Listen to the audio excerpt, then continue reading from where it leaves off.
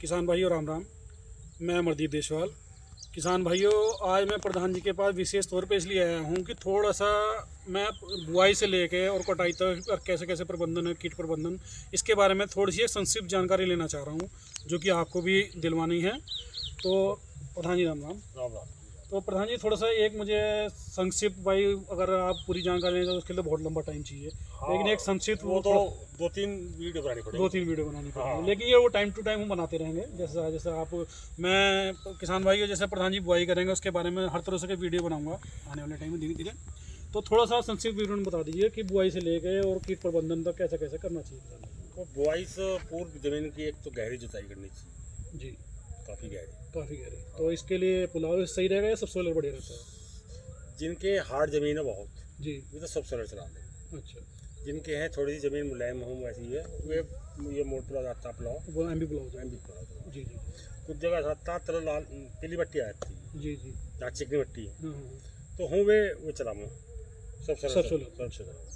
तो अच्छा एक चीज़ बताइए, जैसे हम पुलाव निकालते हैं वो पीली मिट्टी नीचे से आ जाती है, तो उसको पलटना चाहिए या उससे थोड़ा सा उसको नहीं, वो ऊपर आनी चाहिए पहले। अच्छा, पीली ऊपर आनी चाहिए, उसे नीचे परत तोड़नी चाहिए। हाँ, क्योंकि वो पीली हमने नीचे बनाई, अच्छा, लगातार ऊपर जमीन जोतते रहे, ऊपर इसमें वो हम घास वो जीवाश्म ऊपर ऊपर रहे, नीचे ऊपर नहीं गया, जी जी। तो जमीन तरफ परत बनती गई, वो पीली पट्टी होती चली गई। अच्छा अच्छा। गन्ने की जड़ ऊपर को चलनी नहीं, गन्ने की जड़ तो तलों को चलनी है। हाँ, जने के 2 मीटर तक नहीं चढ़ चढ़ती है, तो हमें तो तलों को मिट्टी अच्छी चाहिए, तो वो पीली मिट्टी अगर ऊपर आ रही है तो उससे गन्ने की जरूरत नहीं है, अच्छी मिट्टी हमें तर जा रही है। हाँ नहीं, मैंने कुछ सुना है कि कहते हैं कि 6 इंच तक चलाना चाहिए, कुछ 8 इंच तक नहीं, बताते हैं। दवा को तो अच्छा लागू चलाना चाहिए, जितना भी हो सके, जितना ट्रैक्टर खींच सके उतना चलाना चाहिए। जी जी जी जी। अच्छा और हो सके तो क्रॉस करना चाहिए, प्लाव भी अच्छा, डबल करना चाहिए। डबल करना चाहिए, तो वो मिट्टी फिर दोबारा ऊपर आ जाएगी, फिर नहीं नीचे। आने की मिक्स हो जाएगी। अच्छा, मिक्स दो मिट्टी आप, दोनों अच्छा मिट्टी आपस में मिक्सिंग होती है, अच्छा अच्छा। पहली वाली भी और तुम्हारी वाली वो भी, भी मतलब हाँ, दोनों को मिक्सचर बन जाएगा। मिक्सर बन जाएगा। ठीक ठीक ठीक। हाँ देखो किसान भाई, ये बड़ी अच्छी बात बताई। फिर गोल निकालनी चाहिए, जहाँ भारी मिट्टी है, जी जो तुम्हारे कहे हैं, जी हाँ, हमारे हार्ड मिट्टी है। तो हम बहुत गहरी गोल नहीं निकालनी चाहिए, अच्छा, थोड़ी हल्की रखनी चाहिए। हम हल्के रखिए 5 इंच के आसपास। अच्छा अच्छा अच्छा। जहाँ वैसी मिट्टी रेतीली, जी जी। वो गहरी गोल निकालनी चाहिए 8 इंच तक, 8 इंच तक, हाँ। जैसे कि आपकी है ये। जैसी हमारी। जी जी। हाँ, थोड़ा सा हम भी यहाँ गलती कर रहे हैं। मैं अपने बहुत ज्ञान की बात भारी बताई। मिट्टी में पानी रुकेगा, अगर जी। गोल गहरी होंगी जी। तो पानी ज़्यादा रुकेगा, तो हमें कम गहराई की रखनी चाहिए, और वो पानी सोख भी नहीं पानी पानी सोखती नहीं, जी जी। तो हमें कम मतलब उथली रखनी चाहिए बुआई। हाँ, तो उसमें मतलब जमा हुआ फर्क पड़ेगा। हाँ, तो 2 चीज़ों का ध्यान रखना चाहिए। जी जी जी। खाद हमेशा गन्ने के तला पड़ना चाहिए, रासायनिक खाद अच्छा, बुआई से पहले। अच्छा उसके गन्ने के ऊपर अगर तुम डाल लोगे तो वो गन्ने की आंखों को डैमेज करता है डाया। हाँ, फास्फोरस करेगा। फास्फोरस डैमेज जो भी आँख के पास फास्फोरस का दाना आएगा वो डैमेज हो जाएगी। डैमेज हो जाएगी, तो इसलिए तो तरह डालना चाहिए। फास्फेट खाद को किसी भी कंपोस्ट खाद में मिला सकते हैं, अच्छा अच्छा अच्छा। बिना कंपोस्ट के नहीं गिरना चाहिए। अच्छा हाँ, ये थोड़ा सा ये भी है कि देखो मैं डायरेक्टली डालते हैं तो उसका रिजल्ट पूरा नहीं मिल पाता, जितना मिलना वो चाहिए। उसका वो टूटती, लेयर जो होती है उसकी। मतलब फास्फेट का जो होता है वो टूटता नहीं, वो मिल नहीं पाता है। तो अच्छा अच्छा। अगर उसमें हम 50 से 1 क्विंटल कंपोस्ट खाद मिला दें, जी जी जी कंपोस्ट खाद मिला दो, ह्यूमिक एसिड मिला दो, जी जी। तो ज़्यादा अच्छा तो कंपोस्ट खाद ही मिला दो, हाँ। या नीम की खली मिला दो, अच्छा अच्छा। उसमें कोई चीज़ कार्बनिक मिला दो, कुछ भी उसके सेल्स तोड़ने के लिए। उसे तोड़ने के लिए, जी जी जी फिक्सिंग रोकने के लिए और उसके तोड़ने के लिए, जी। वो डाल कर गोल में डालना चाहिए। देखो किसान भाई, ये बहुत ज़रूरी चीज़ है, क्योंकि किसान क्या कहते हैं जब बुआई के देखते हैं तो वो तो कुछ ध्यान नहीं देते, बस ये कि उन्हें जल्दी होती है। हाँ, वो तो उस टाइम तो ये सोचते हैं कि हमें फिर पाकिस्तान के बॉर्डर पर जाना है, गन्ना वो आज ही दाबना हो, आज ही दाम है, आज ही दाबना, फिर हमें कहीं जाना हो। कहीं जाना है। जबकि खेती तो एक ऐसा विषय है, इसमें तो रोज जंगल जाना। जी जी जी। मैं ये भी है कि अगर आप एक नौकरी के तरीके से करें, जैसे नौकरी में सुबह ऑफिस जाना है, शाम को लौट के आना, अगर इतना आप टाइम खेती को देते हैं तो मैं कहता हूँ नौकरी वो तो 10 घंटे 12 घंटे ले, खेती को 3 घंटे बहुत, 3-4 घंटे। जी जी, सही बात है आपकी। लेकिन रोज जाओ, ये नहीं कि मैंने मुझे आज दोपहर तक गन्ना बनाया फिर 3 दिन में जंगल नहीं जाना। हाँ, बहुत से देखते हैं गए बाइक से खेत के डोल पे खड़े हुए, फसल घूमा, देखा भी- और वापस आ गए। फसल भी इंतजार करती है जी कि जी मालिक आओ किससे बात करो, जी फसल इंतजार करती है बात करो। जी कि आप प्रयोग करके देख लो एक खेत, जी। अच्छा किसी खेत पर आप रोज जाओ जी। तो वो फसल बताओगी, हाँ तो फसल भी बात कर सकती है। हाँ, मतलब मैं मिलना चाहती है अपने मिलना मालिक से। चाहती है, हाँ। जी जी, सही बात है। जैसे मतलब आप कुछ भी कोई पेट चीज़ मान लो, जैसे बिल्ली कुत्ता कुछ भी पाल लो, हाँ। तो मालिक को देख तो उसका खून बढ़ जाता है। हाँ। तो वो सेम प्रक्रिया इसमें है। भाई, फिर 2 आँख के टुकड़े करने, गन्ने का जो बीज डाला हम जी। वो मैं पत्ती के मैं डंडी के खेत में डाला, अच्छा, ये नहीं जैसे खेत में तैयार करा ना, चलो वो गलत प्रोसीजर, हाँ, उससे आँख डैमेज हो जाती है। बहुत सारी आँख डैमेज हो जाती है। जी जी। क्योंकि हम जो दूरी बढ़ा कर करना बुआई हो रहा है, इसमें हम बीज पर विशेष काम करते हैं। हाँ, तो बीज हम मैं पाती और मैं डंडी के लाना, खेत के अंदर। गन्ने की ऊपर से हमारा कटने के बाद जी। तुरंत गन्ने के अंदर से पानी का हास होना शुरू हो जाता है, उसके अंदर अच्छा, पानी जो घटना ग्लूकोज का शुरू डाउन होना शुरू होता है। हुआ। तो हम वो खेत में काटना लगा ऊपर का हिस्सा। अच्छा, जैसे बुआई से पहले हम अगर नाइट्रोजन दे 10-15 दिन पहले, तो वो कैसा रहेगा गन्ने में, जिस गन्ने का हमें बीज लेना है? हाँ, वो बहुत बढ़िया, लेकिन वो मार्च की बुआई के लिए, अच्छा, मार्च के अक्टूबर के जब लिए। गन्ने में चीनी की मात्रा बढ़ी हुई हो तो सुक्रोज बढ़ी हुई है, इस तो उस टाइम टाइम तो जरूरत ही नहीं, हाँ, इस टाइम तो खुद ही पानी है इसमें, पानी ग्लूकोज है। काफ़ी है। तो मार्च में हमें घेर देना चाहिए 15-20 दिन पहले। जो गन्ने का किसान भाई जिस खेत का बीज हमें लेना है, उसमें यूरिया की मात्रा, इसकी डोज क्या रहेगी वैसे? 6-7 किलो का बीघा डाल देना 6-7 किलो बीघा, हाँ। यानी और कि सिंचाई कर देनी चाहिए हाँ 25 से 30 किलो एकड़ के हिसाब से, एकड़ के हिसाब से, क्योंकि बीघा कहीं छोटा बड़ा और होता सिंचाई है। कर दें। अच्छा, सिंचाई जरूरी है उसमें। हाँ, जैसे कुछ गन्ने जमाव में दिक्कत करते हैं, उनका टॉप भी काट सकते हैं अच्छा 10 दिन पहले, ऊपर से गोला काट दो। हाँ, जो कुछ जमाऊ पानी लेट के होते हैं। वैसे तो कुछ वैरायटी पहले थी ऐसी जमाऊ लेट, लेकिन अब तो कोई ऐसी वैरायटी उससे भी जनरेशन बढ़ जाता है, अच्छा क्योंकि गन्ने की जो चीनी भरी हुई है जी जी। वो सिरे में परिवर्तित हो जाती है ऊपर गन्ना कटने का 5 देने के बाद। पानी में ठीक। ये देखो बहुत बढ़िया बात बताई प्रधान जी ने, और थोड़ा सा विशेष और बता दीजिए थोड़ा सा इसमें कैसे। जमीन को विशेष ध्यान रखना, जी।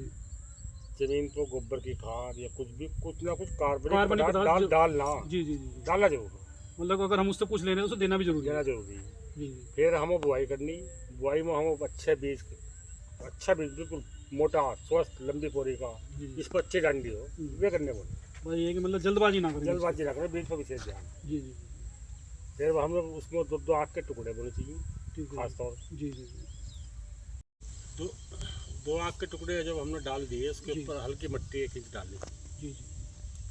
और हल्का पानी देना चाहिए। ठीक है। जिनके भारी मिट्टी है जी। उसमें दरार खिलती है, हाँ, दरार आ जाती है उसमें।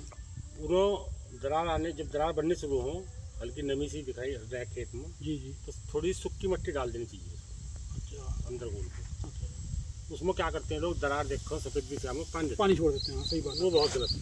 अच्छा। अगर तुम उस टाइम थोड़ी सूखी मिट्टी करवा दो उसमें गुल मंदर, जिससे दरार से दरार भर जाएंगे, तो तुम्हारा जमाव उस पर ही आएगा, नमी बन जाएगी उससे। नमी बनी रहेगी, उससे नमी नहीं भागने।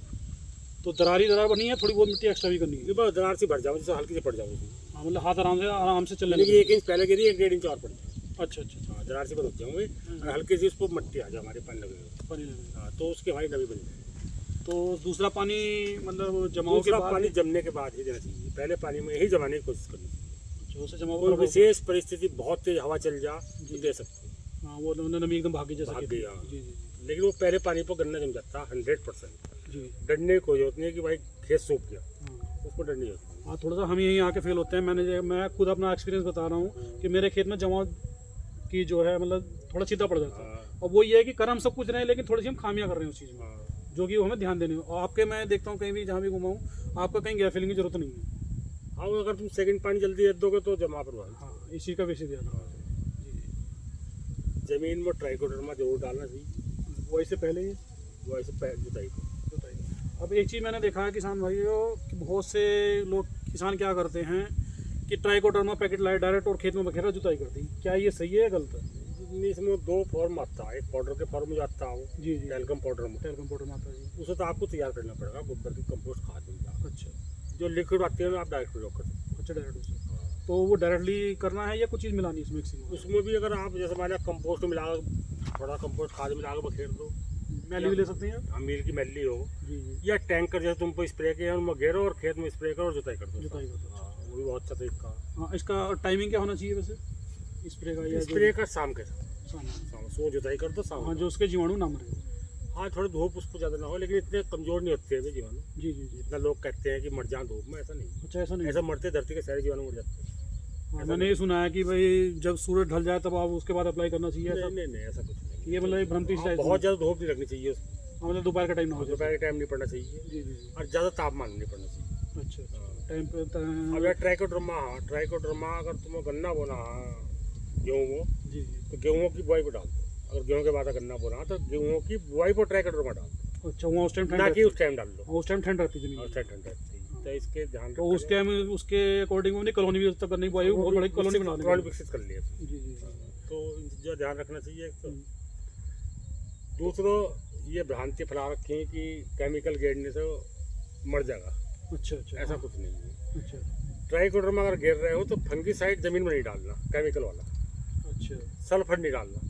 हाँ, सल्फर में फंगिसाइड होता है ये भी। हाँ, जी जी। 2 चीज़ नहीं डालनी। जी जी जी। जो वे हैं तुम्हारे जैसे प्रोपोनोफॉस हो, साइफर हो, क्लोरपरिफास साइफर हो, लैम्बडा, इन दवा का प्रयोग नहीं करना। अच्छा, विशेष इन्हीं का या किसी और का? विशेष इनका। अच्छा रिजेंट, इमिडा, थायो, इनका प्रयोग कर सकते हैं, कोई दिक्कत नहीं। अच्छा। हाँ, ये आपने बहुत अच्छी बात बताई है ये भी। मतलब सिस्टम, ये जो तुम्हारी सिंथेटिक ग्रुप की दवा, जी जी जी जी। जो सिंथेटिक ग्रुप में हो, वे यहाँ प्रयोग नहीं करनी। अच्छा जमीन में करनी ही नहीं चाहिए तरदर्ती। अच्छा। वैसे विशेष तौर पे आपके हिसाब से स्प्रे अच्छा रहता है या जमीनी दवाई बढ़िया रहती है? ये दोनों पे ही करना पड़ेगा। मान लिया स्प्रे अगर हम नहीं करने, जैसे तुम्हारा रस चूसक कीट है, जी जी। जैसे थ्रिप्स कह दें, हाँ, थ्रिप्स कहते हैं, इस बार बहुत आया है वो। जमीन में दवा डाला कैसे बढ़ता हूँ, हाँ, पत्तों के ऊपर स्प्रे करना पड़ेगा। जी जी अब ये आ रहा टॉप रेड आ रहा। जी। इस टाइम टॉप रेड काफ़ी खेतों में गन्नों में देखा जा रहा हाँ, है। इसमें भी 2 वे हो रही। जी हैवी मील वाला धक्के दे रहे हैं। जी। अच्छा, ये कह रहे हैं कि रेड रोग आ गया, जो गन्ना सूख रहा है गन्ना सूख गया। जी जी। वो रेड रोग नहीं है, हर गन्ना सूखना रेड रोग नहीं है। नहीं, अगर रेड रोड आएगा तो पूरा मेढ़ा सूखेगा, उसमें एक एक गन्ना सूख रहा है। हाँ, उसमें भी 3 कारण हो रहे हैं। एक तो रूट बोरर आ रहा। हाँ, रूट बोरर भी है। रूट वो बोरर ज़्यादातर 18 में आ रहा है। 18 में वो जड़ काटता है, जी जी। और जड़ काटने पर उस गन्ने में बिल्ट आती है नीचे से नीचे से, तो वो गन्ना सूख जाए। झाड़ी छोड़ दे, जी। और सूख जाओ ऊपर। जी जी जी। वो उसका पहचान ये हो कि मेढ़े में एक गन्ना सूखा है, बाकी सारा हरा है। बाकी सब रहेगा जी जी। बिल्ट का। अच्छा जी। रेड रोग में पूरा मेढ़ा पूरा मेढ़ा सूख जाएगा। पूरा सूख जाएगा। रेड रोग में साइड की पत्ती सूखेंगी पहले, अच्छा। साइड वाली, जी जी जी। और जब गन्ना चलो सूखेगा। अच्छा और टॉप रेड में बीच की गोप सूखेगी। अच्छा। ये बहुत आपने ज्ञान की बात बताई, ये ध्यान वाले, क्योंकि आजकल भ्रांति इतनी फैल गई है कि अगर एक भी गन्ना खेत में सूखा देगा तो रेड रोड। रेड रोग सब रेड रोग रेड रोग, सबको रेड रोग। ज्ञान रेड रोग का पता है। रेड रोड का जी। ये नहीं, आपने बहुत ज्ञानवर्धक बात बताई है जी। तो इन चीज़ों का हमें ध्यान रखना। जी अगर बीज की गोप सूख रही, जी गन्ने की बीज की गोप सूख रही है, खींचने पर खिंच रही बाहर, जी जी जी। तो वो टॉप रेड। तो अच्छा जी। बैक्टीरियल फंगिसाइड, जी जी। उसके लिए आपको, मतलब बैक्टीरिया वो हो फंगस, उसके लिए आपको एंटीबायोटिक और फंगिसाइड का स्प्रे करना पड़ेगा। चलो ये प्रधान जी, आपने इतनी बढ़िया जानकारी दी, इसके लिए आपका बहुत बहुत धन्यवाद। और नई वीडियो में, मैं दूसरी वीडियो में प्रधान जी से इसके प्रबंधन के बारे में जानकारी लूँगा कि इसको कैसे कैसे आपको इसको कंट्रोल करना है, जो भी आपके खेत में कीट पतंग रोग आ रहे हैं। राम।